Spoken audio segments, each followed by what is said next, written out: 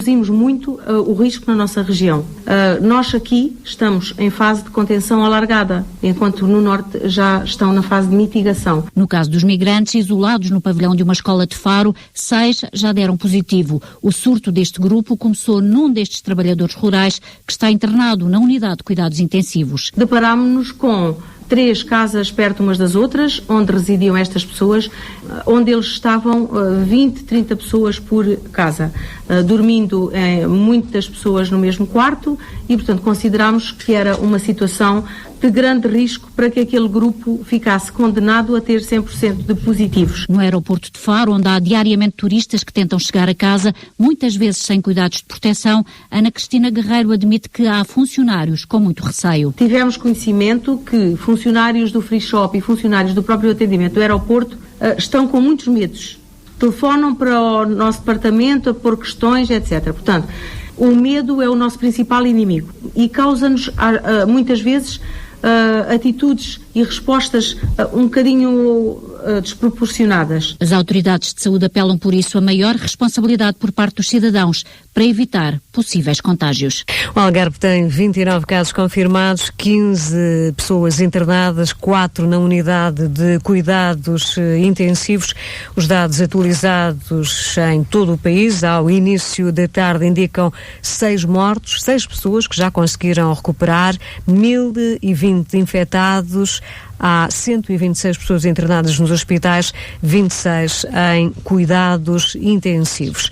Há um conjunto de académicos e de universitários que está a pedir ao Governo que disponibilize rapidamente os dados de todos os doentes com Covid-19 em Portugal, sejam casos confirmados ou casos suspeitos.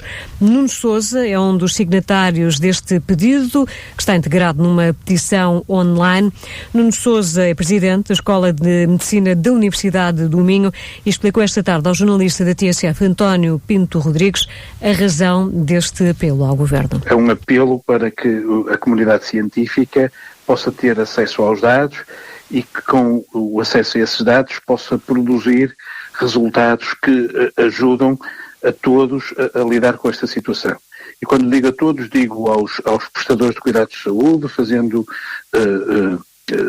montando esquemas de pré-triagem, por exemplo, mais eficazes, à população em geral para responder a dúvidas, a perguntas que tenham e sendo capaz de os orientar para informação cientificamente válida e devidamente curada e também, obviamente, para quem está na liderança para ter informação que lhes permita uma tomada de decisão mais efetiva e esclarecida.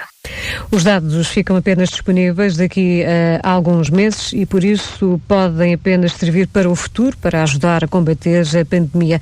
Agora, sublinha Nuno Sousa, é preciso rapidez. E esta questão da celeridade é crítica, porque estamos a lidar com uma situação aguda e, portanto, ter acesso a esta informação daqui a uns meses é obviamente muito válido, mas só permite uma resposta que pode ser relativamente tardia. O que nós queremos é ter acesso relativamente célere a este tipo de informação para que com isso consigamos produzir informação relevante para todos nós. E isto é um movimento que é um movimento internacional, não estamos a pedir nada que esteja desalinhado com aquilo que está a ser feito em muitos pontos do globo. Este pedido faz parte da petição que foi criada ontem e que já tem cerca de 2.000 assinaturas de vários cientistas, mas não só. Este manifesto lembra que existe em Portugal uma comunidade científica de grande qualidade que está disponível para ajudar a encontrar respostas que o país necessita para fazer face a esta pandemia. O Banco Alimentar criou uma rede de emergência alimentar para as pessoas mais carenciadas e isoladas durante a pandemia do novo coronavírus. Isabel Joné, presidente do Banco Alimentar, entrevistada pela jornalista da TSF, Maria Miguel Cabo, explica que por estes dias há milhares de pessoas, incluindo mais idosos, que precisam ainda mais de ajuda e por isso mesmo a decisão de criar esta rede de solidariedade. Muitas instituições de solidariedade social tiveram que encerrar. Muitas creches, ATLs, centros de dia, centros de convívio, etc., encerraram as suas atividades. Houve muitas pessoas que ficaram sem qualquer tipo de apoio alimentar. Então, decidimos criar uma rede de emergência destinada a distribuir produtos alimentares e produtos de higiene, com o apoio de empresas e de entidades que queiram contribuir para que neste momento, que é um momento de emergência, não haja em Portugal qualquer ruptura do apoio alimentar. Isto tem que se fazer também em colaboração com as autarquias, com as juntas de freguesia, nomeadamente, porque como há restrições à circulação das pessoas, tem que ser numa base de grande proximidade. A rede de emergência alimentar vai ser uma espécie de plataforma para juntar quem precisa e quem está disposto a ajudar, como por exemplo as empresas, e começa a funcionar já hoje. A Comissão Europeia anunciou esta tarde que estão suspensas as regras da disciplina orçamental.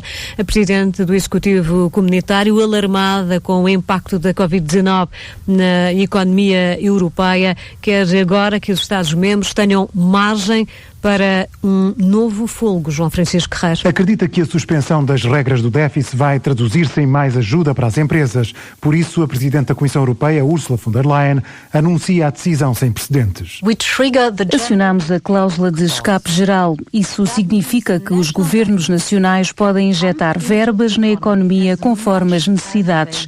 Estamos a aliviar as regras orçamentais para permitir que eles façam isso. A Presidente da Comissão Europeia referiu-se ainda às regras das ajudas estatais, que desde ontem são as mais flexíveis de sempre. Isso vai ter impacto nas vossas empresas e empregos. Os vossos governos podem agora injetar dinheiro em inúmeras empresas atingidas pelo choque repentino. Hotéis, restaurantes, empresas de transportes e pequenas empresas que arriscam encerrar sem ajudas.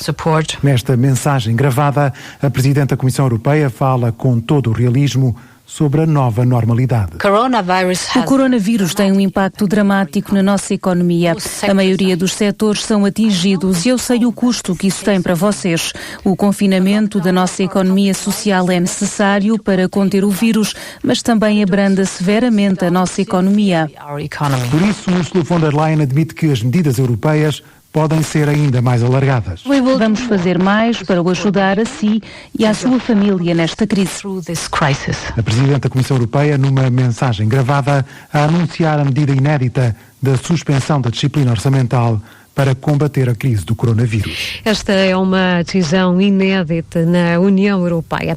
Foi um dos grandes motores da economia nos últimos anos, mas também o setor do imobiliário está a cair e com perspectiva de desvalorização das casas e terrenos. As empresas são agora fechadas, os cerca de 40 mil funcionários em casa porque não há negócio.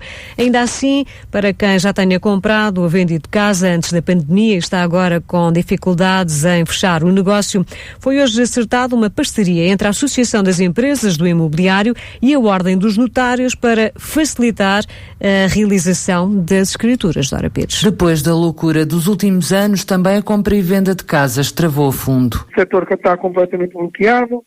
A semana passada nós começámos a ter, ainda se fazia algumas escrituras.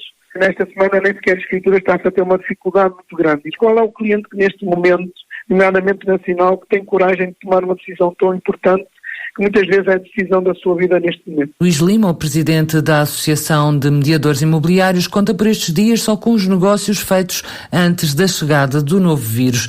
A esses clientes anuncia uma ajuda, basta irem ao site da associação. Nós não conseguimos fazer a escritura no sítio X porque não há notários que queiram fazer e nós ajudamos, contactamos a Ordem diretamente e a Ordem arranja um notário que consiga fazer a escritura.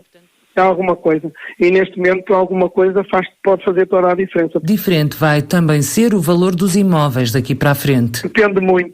Quando foi da altura da crise, como sabe, houve zonas que baixam mais 50%. Vai fazer com que os investidores não tenham rentabilidade e tentam vender o produto. Portanto, vamos ver.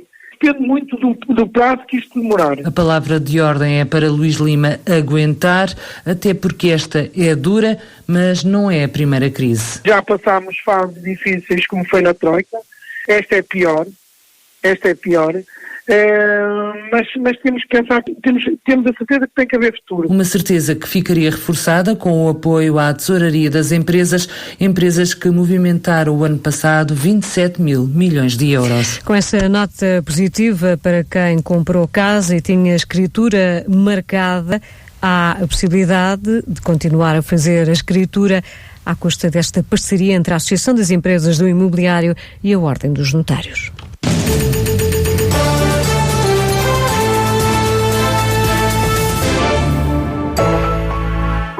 Sabia que as marcas que foram distinguidas com o Prémio 5 Estrelas vão dar prémios?